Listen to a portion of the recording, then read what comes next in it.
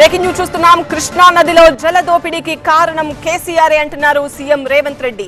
వైఎస్ఆర్, చంద్రబాబు, జగన్ తో కేసీఆర్ కుమ్మక్కై తెలంగాణ ప్రజలకు తీరని అన్యాయం చేశారంటున్నారు రేవంత్ రెడ్డి.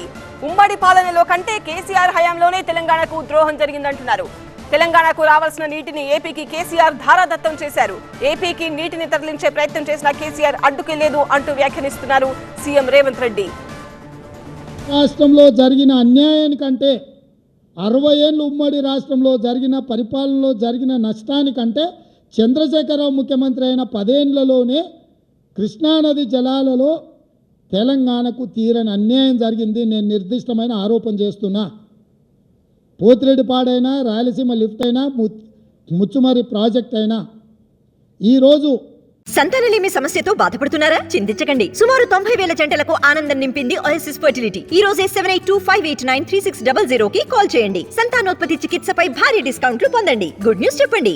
పాలమూరు జిల్లాలో మొదలైన నీళ్లు శ్రీశైలం రాకంటే ముందే రాయలసీమ ప్రాజెక్టు ద్వారా రోజుకు 12-13 టీఎంసీలు 30 రోజులు మనం కళ్ళు మూసుకుంటే 1000 టీఎంసీలు తరలించకపోతాడు.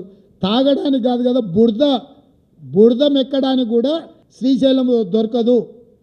ఇంకా ఈ మొనగాడు పొడిచింది ఎంతనే అని అంటే మొత్తం ప్రాజెక్టులు 1.5 టీఎంసీ 2 టీఎంసీ అన్నాడు పాలమూరు రంగారెడ్డి, అది 1 టీఎంసీకి తగ్గించిండు. 1/2 టీఎంసీ కల్వకుర్తి, 1/4 టీఎంసీ ఎస్ఎల్బీసీ అన్నీ కలిపితే రోజుకు 2 టీఎంసీలు కూడా మనం తెచ్చుకునే పరిస్థితి లేదు ఈరోజు.